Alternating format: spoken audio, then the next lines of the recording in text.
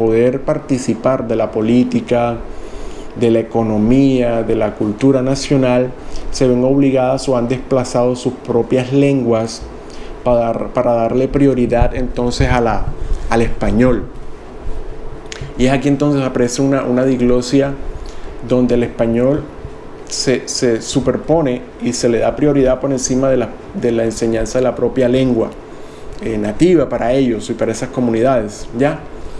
Entonces eso también es una forma de diglosia que está ligada como a lo cultural, pero también a lo político, pues la lengua, el español como lengua en el territorio hace eso, que entonces se desplacen estas otras posibilidades de comunicación dentro de esas comunidades. Entonces, por supuesto que las nuevas generaciones solamente aprenderán el español, y como están insertos en el proceso de escolarización, pues se les presenta también el inglés, y entonces ahí aprenderían el bilingüismo como una perspectiva bastante delgada, ¿no? Por decirlo de alguna manera, bastante, no restringida, pero sí bastante delgada, donde solamente cabría pensar el español y el inglés como una forma de bilingüismo, sobre todo asociada a estos dos sistemas de comunicación privilegiados, ¿ya?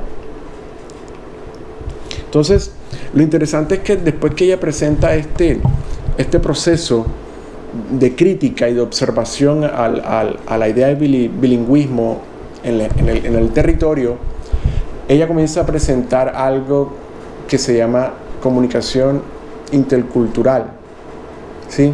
El aprendizaje de una lengua a partir de la interculturalidad, de una approach, intercultural approach. So I'm going to cite some of her words. Okay, so we see evidence of an intercultural approach to bilingual education. So she cites Muñoz, 1995, defines this as an active process of communication and interaction between cultures for purpose of mutual enrichment.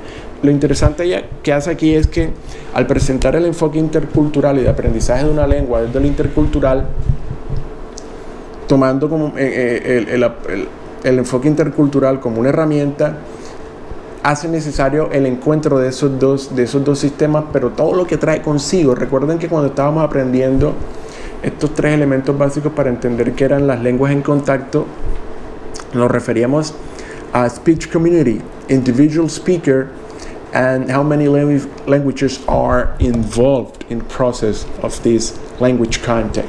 Okay? Sorry, I'm going to take a little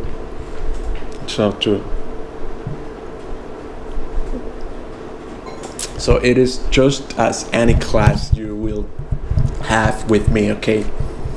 So like to refresh my throat. It's gonna be a long speech.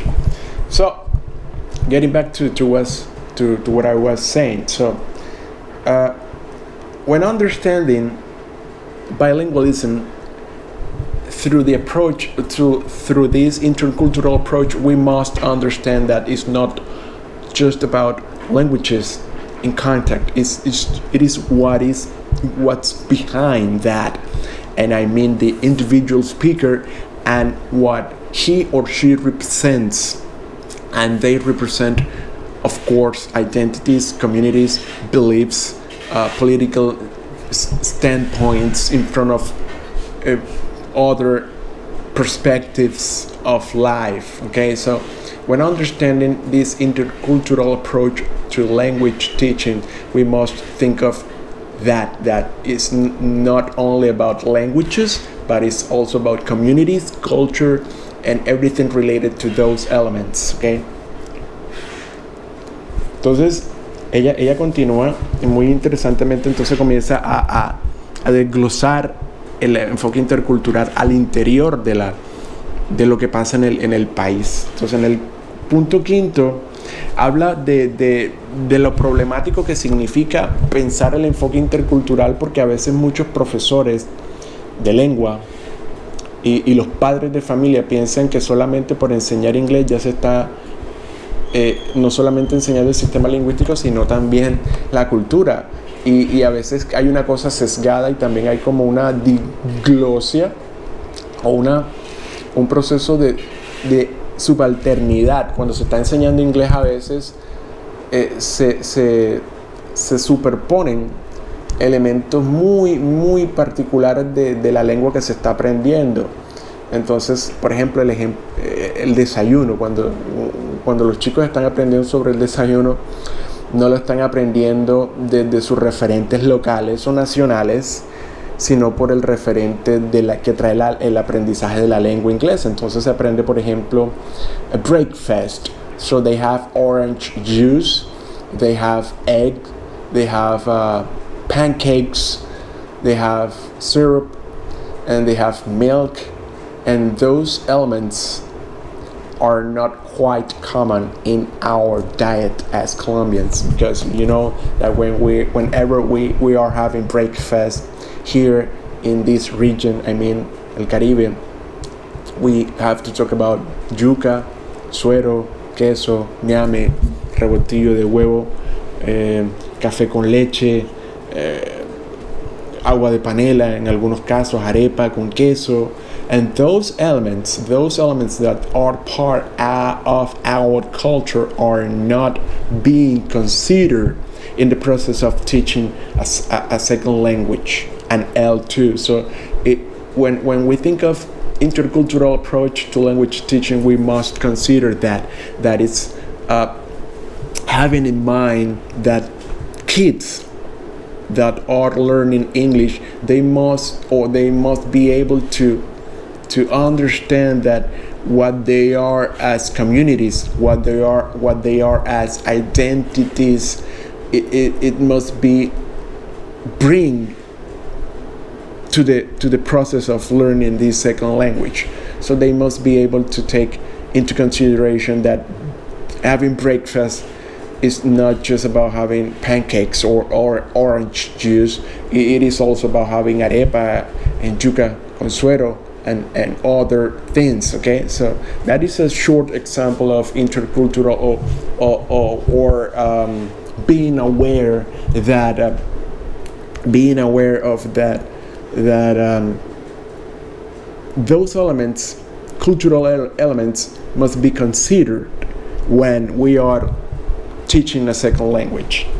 So, entonces ya hace esa crítica también hay, que tiene que ser que los profesores no pueden considerar el aprendizaje de una lengua como un proceso apolítico, como sin roces, que todo fluye, y no es así. O sea, el proceso de enseñanza y sobre todo del enfoque intercultural trae consigo ese encuentro de culturas, ese choque de culturas que de alguna manera genera tensión, pero de esa tensión es precisamente sale el diálogo donde se da la aproximación real, no solamente de las lenguas, sino también de las culturas que están detrás de las lenguas y de los hablantes reales. Number 6. So now she considers here that in order, she criticizes that bilingual institutions, many of them, they are not sure. They are sure of one thing, the objective and the mission, but they are not quite sure of how to implement this intercultural approach, bilingual intercultural approach to language teaching. So they just mentioned it and they make sure that everyone knows about it. But in terms of practice, in terms of taking that idea into the classroom, that's when the project fails badly because of what I said. Just consider this example of the breakfast. So there are few institutions that are considering this idea of bringing into the table, into the process of learning English, this idea of teaching with what's around, with what's in the context, okay? in this case el Caribe. ¿Okay? Entonces, ella hace esa crítica también a los procesos de inclusión de la idea en un contexto práctico real, ¿sí? Entonces, por eso dice que hay poca profundidad en el proceso de relacionamiento cultural cuando se habla de este proceso de lenguaje en contacto, de este bilingüismo, porque recuerden que el bilingüismo es una forma de contacto. Entonces nosotros estamos en el contexto, un contexto interesante, porque precisamente como son profesores de lengua, están en ese doble mundo, ¿no? Del español y del inglés. Entonces luego en el punto 6 hace un estudio de caso de una profesora que se llama Laura Fonseca, que fue estudiante del programa de maestría en educación de la Universidad de los Andes, donde ella, en su estudio de caso del aprendizaje con este enfoque intercultural, precisamente habla de cómo los estudiantes desacreditaban y miraban con desdén, de manera peyorativa, los ejercicios relacionados precisamente al entorno cultural nacional, pero llevado precisamente a la enseñanza de la lengua. Entonces hay un ejemplo. I'm going to cite that Laura gradually discovered that the reality was somewhat different. The quote: so the students showed strong reservations towards the treatment of these topics, as they considered that these great narratives of